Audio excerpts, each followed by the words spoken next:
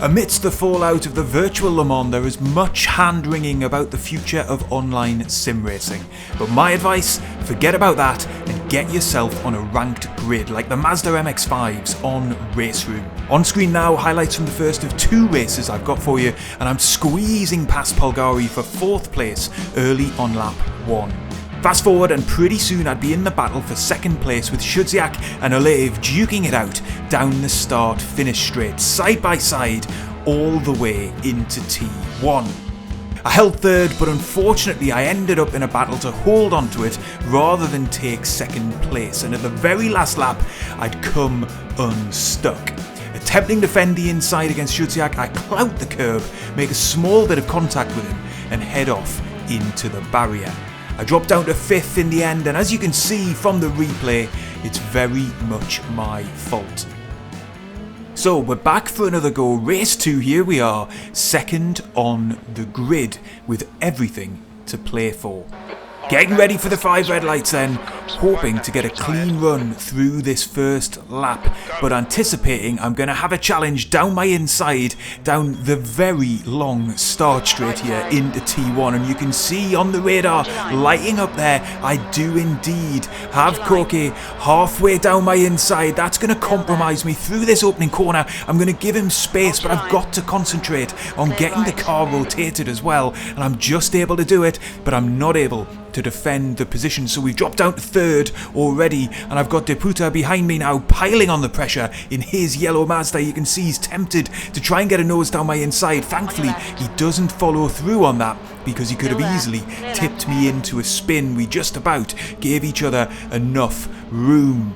We're coming up then through this snaking section, slightly uphill, and into the very fast right-hander, where on the opening lap with cold tyres, full fuel, you've got to try and get the car slowed down while carrying as much speed as you can, not understeering out onto the grass there on the right-hand side, through the right-hand kink. Just clip the curb, but not too much. These cars will get up onto 2 wheels. You can see in my rear view mirror, Deputa thinking a move down the inside might be on, but it wasn't. We get a little tap from behind, but he's clearly in a hurry to get on past through the very difficult left-hander. I find this corner perhaps the most difficult on the entire lap. Very hard to get your line right, but I am under so much pressure here, hanging on to this podium position. We're going to go side by side into chicane. Obviously in the last race this did not work out well for me. I'm slightly further ahead on this one, and look at that, Koke has made a mistake himself, so we're right onto the rear of his car as we exit the chicane. It's very tight racing here, and that's allowed the leader to break away just a little bit. We're coming through then the penultimate corner.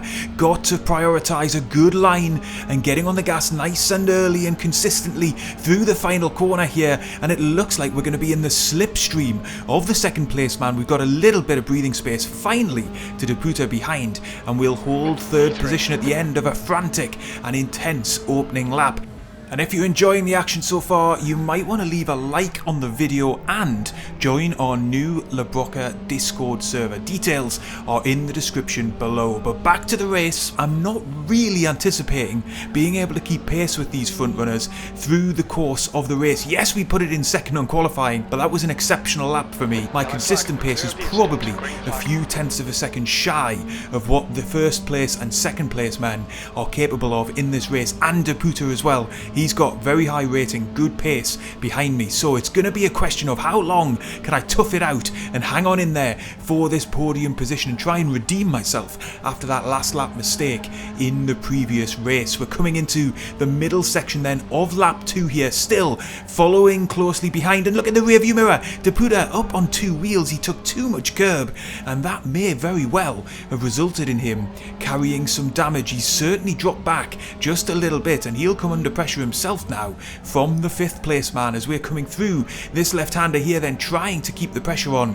Koke up ahead. You can see the leader of the race stretching his legs, but let's take a little bit of a look on replay of that. You can see the sparks flying, and maybe then Deputa will be carrying some damage as we head into lap 4. If he is carrying damage, then he's adapted to it, because he's right on my rear here, coming through the final corner as we head on to lap 5, and I'm going to have to move defensive here, take a nice early defensive line. He's right in my draft. He's going to be getting over speed, but if I cover off the inside, providing I can maintain a tight apex, then I should be able to hold the position. That's exactly what I do here. It's going to compromise me on exit, but there's not going to be much room for Deputa to operate in here. But all the while I'm defending, I'm losing time to the second place man, and in the end it's looking like it's going to be a fight for third here unless I can break free and set some consistent lap times. But all the while Deputa is piling on the pressure from behind. We're nose to tail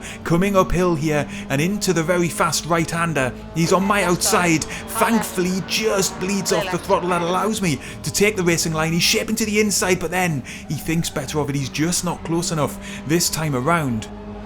Really hard to maintain your concentration while simultaneously looking to the apex up ahead and just seeing where the car is behind you. He's much faster through the right hand kink there. He's on my outside all the way alongside, but there's no way around the outside of that corner. So once again we hold third position, but it's getting extremely tough to do so. Here's a replay then of him getting around my outside, but it's a very difficult place to overtake, and thankfully we had the high ground. He couldn't hold the pace around the outside line.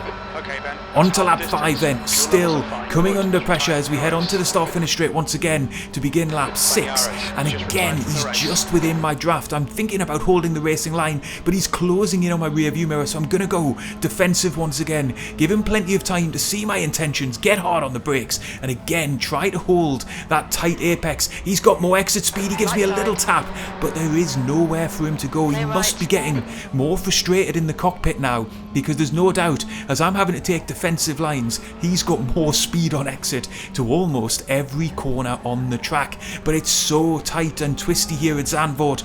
Really only a couple of places on the lap to execute an overtake, and in these Mazda Cup cars where we're all operating in the same relatively low pace machinery, it's very, very difficult to do so. So he's going to have to take a risk, I think, at some point. I need to have my eyes peeled for when Deputa decides to take that risk, because I want to survive to the end of the race. I don't want to end up in the barrier like I did last time. Once again then he's closed right in here. You can see he's taking a slightly more conservative line through that right-hander, perhaps lining something up for later on in the lap. He's not challenging me around the outside this time. I'm going to have to hold to the inside once again so I don't leave a gap open, but I'm starting to struggle with tyre temps. Look in the bottom left-hand corner of the screen. My left front is red hot, and that's compromised my exit to a degree.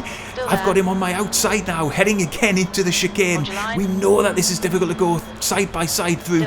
We're able to clump the curb on the inside. I don't understeer into him. He's still down my inside. We're side by side on exit. Phenomenal racing to go side by side all the way through that complex of corners. I'm able just to resume the racing line, and that allows me to open up the corner for the penultimate turn and then into the final turn as well. But he's still hot on my heels, and there's only a third or so of this race left to go, but it looks like I'm going to be under pressure all the way to the checkered flag. Once again, having to come defensive. He's closing right in as we cross the start finish line once again. He peels to the outside, and again having to rehearse just coming into that tight apex line.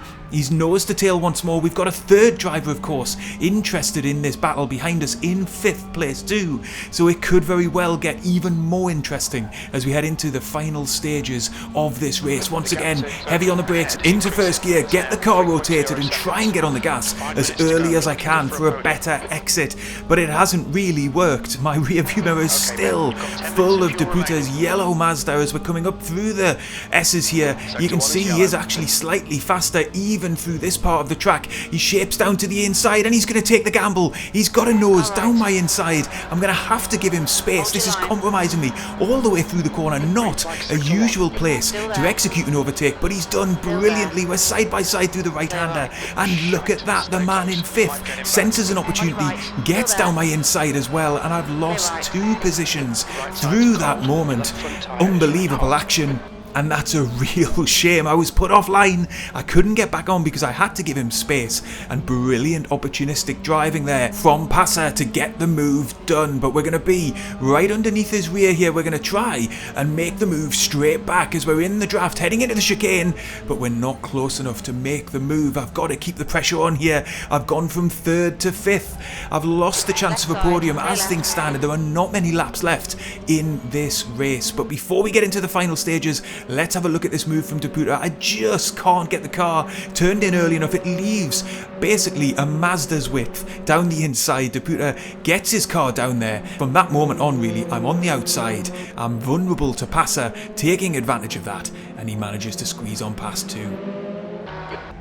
We rejoin then on the final lap, and you can see this battle is still raging. A podium is not out of the question, but it's going to require somebody to make a mistake, either for Passer to try and make a move on Deputa and open up the space for me, or for somebody to get out wide and into the gravel trap.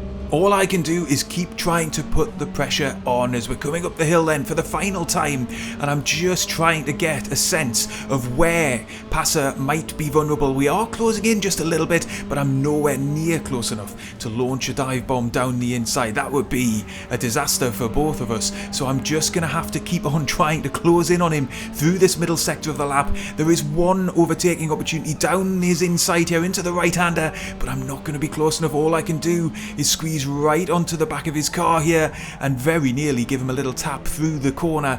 This then is my Achilles heel coming up. It might well compromise my chances of getting down his inside into the chicane. You can see, although I didn't get a bad run through the corner, it looks like he has got a better one. In fact, he's pulling away from me as we head down into the chicane. Last couple of chances coming up then. One of the drivers up ahead is going to have to make a mistake. We do close in through the braking zone. I get the car rotated, but we're not going to be close enough on exit either, and it looks like we're going to have to be settling for 5th place here unless something dramatic happens in the final 2 corners. I managed to get the apex right on the penultimate turn. We're up onto the curbing on the outside. We are slightly faster than Passer up ahead. It looks like he is slightly quicker than Deputa, but unfortunately we're going to run out of time. We're going to have to settle for 5th place as Deputa takes a bit of a victory weave there as he gets the final podium position. But wow, what a race. And of course, I'm being facetious when it comes to comparing this to the 24 hours of Le Mans. I totally get that. But my point is, there is competitive and most of all fun action to be had sim racing across all sorts of titles on a daily basis. This is a great example of it, and if you enjoyed it, you'll probably enjoy the video on screen too. I'll see you next time.